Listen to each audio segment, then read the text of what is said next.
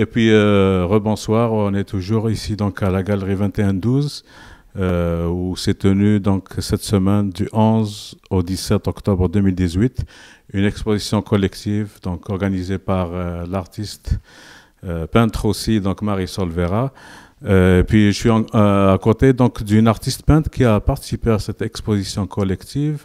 Et puis s'il vous plaît, présentez-vous et dites-nous donc que pensez-vous de cette exposition ici organisée au 21-12, s'il vous plaît.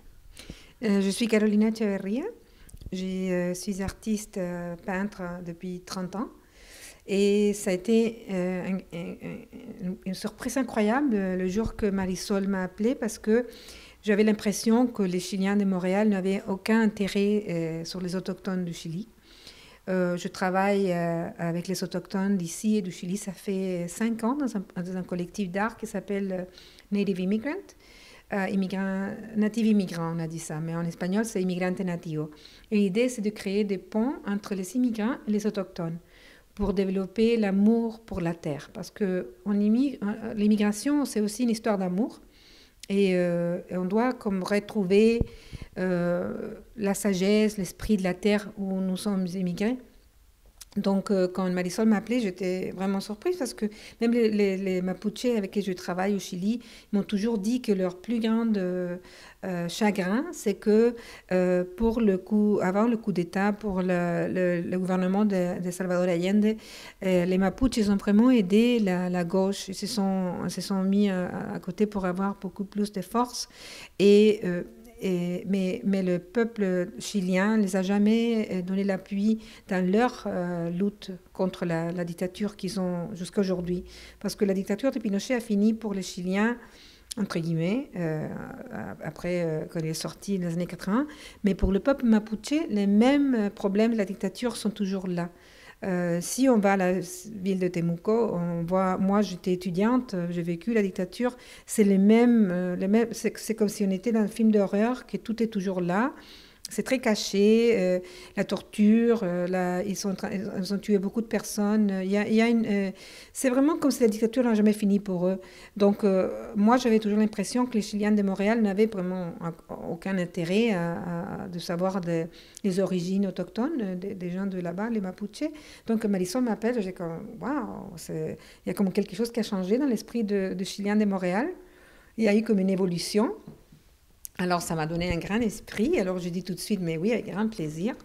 Et j'avais des toiles qui parlaient de ça parce que j'ai fait, dans ma carrière d'artiste, ça fait depuis 2013, j'ai créé une collection de 30 œuvres pour aller contre l'idée de la charte des valeurs, que je trouvais que c'était très insultant vers les immigrants de Montréal. Et j'ai fait une collection de 30 tableaux, comme vous voyez ici, qui sont un mélange de le peintre Ojibwe, Norval Morisseau, et les tableaux et la peinture d'un groupe muraliste du Chili qui s'appelle Brigada Ramona Parra, laquelle je connais quand j'étais petite. Je voyais ça, je me souviens le changement. Quand j'étais petite, j'habitais dans le nord, dans la ville d'Antofagasta. Et je me souviens comme les murs, il y avait plein de murailles, il y avait la couleur, tout était comme ça. Et la dictature est arrivée et tout est devenu blanc. C'était comme, ils ont repeint les murs. Donc, l'impression que j'ai eue comme enfant de la dictature, c'est que les couleurs sont finies. Et je les ai retrouvées ici avec la peinture autochtone d'ici. Donc, pour moi, c'était comme incroyable d'avoir l'opportunité de participer dans un sujet que je tiens au cœur tellement, avec des gens comme moi qui viennent de même pays d'origine. Il y a beaucoup de points en commun parce que les Mapuches et les autochtones d'ici, ils sont tous en commun l'amour pour la terre. Donc, et c'est des gens qui ne croient pas à Dieu, qui sont extérieurs, ils sont comme inventés comme un peu de Walt Disney. C'est plutôt, ils croient, on n'a pas besoin d'aller créer un Dieu quand on a la beauté de la terre. Donc, quand on a les étoiles, nous avons la lune. Pourquoi avoir besoin de quelque chose de plus beau que ça? Pour moi, il n'y a pas plus beau que ça. Je me souviens ça fait 2 ans, au Chili, il y a eu un grand problème au sud, au peuple Huilliche, et ils ont eu la marée rouge qui était créée par les fermes de saumon qui sont mises partout maintenant. Et avec cette marée rouge, qui était une histoire d'abus économique du gouvernement du Chili terrible, écologique, économique et tout ça, tous les peuples Huilliche, ils ont perdu leur façon de vivre parce qu'ils ne pouvaient plus manger les fruits de mer autour d'eux. Donc, avec le collectif que j'ai, Native Immigrant, nous avons parlé à un chef Mohawk ici à Montréal qui s'appelle Francis Boots. Et lui, il a envoyé un message traditionnel au peuple Huilliche. Donc, mes amis de là-bas, on a créé comme un lien entre les deux peuples, les Huilliche et les Mohawks. Et ce sont... dans le temps, c'était... pour moi, c'était une chose que je suis très fière de savoir que j'ai pu aider à cette communication, parce que les Huilliche, ils sont tellement invisibles dans le sens que personne ne sait qu'ils existent. Donc, ils voulaient seulement... Le message qu'ils m'ont envoyé, c'était « Nous voulons que les gens de là-bas sachent que nous existons, que nous ne sommes pas invisibles. » Donc, quand ils ont reçu un message d'espoir du chef Mohawk, ils ont comme gagné cet esprit qu'il faut continuer la lutte, qu'il ne faut pas abandonner. Et moi, je me sens, je suis ici à Montréal depuis 32 ans. Je ne m'identifie pas vraiment, je sais pas, vous n'allez pas aimer ça, mais je ne m'identifie pas comme chilienne. Parce que pour moi, les Chiliens, c'est une invention des colonisateurs qui sont tués les gens de là-bas, qui sont tués une culture. Je me sens beaucoup plus proche à la racine autochtone.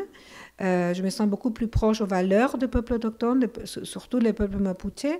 J'aime beaucoup les valeurs autour de la famille, autour de le respect pour les aînés, l'amour, le respect pour les enfants, et aussi la fraternité, qui c'est très très fort chez les Mapuche. Donc, et j'ai trouvé ça ici avec les gens que j'ai rencontrés ici, les amis que j'ai fait de Mohawk, les Iroquois. Finalement, j'ai trouvé ces mêmes sentiments d'accueil, de bonté, de sagesse et surtout une ouverture d'esprit qui est tellement grande que l'idée, je ne sais pas, pour moi, c'est les gens avec qui je m'identifie plus. Ouais. Ben, les couleurs, ça vient de la peinture de Norval Morisseau, le peintre Ojibwe, qui a créé toute une théorie de couleurs qui, quand on les met ensemble l'une à côté de l'autre, il y a une vibration qui rend les gens heureux. On se sent heureux à côté de ces couleurs-là. Et lui, il a donné un message que j'aime beaucoup. Il a dit, il n'y a rien de plus grande mission pour un artiste que de rendre les gens heureux. Donc, si j'ai à faire un métier que j'adore, en plus, les gens qui vont être à côté de ça, ils vont se sentir bien, mais je me sens vraiment très, très fortunée. Et ces tableaux-là s'appellent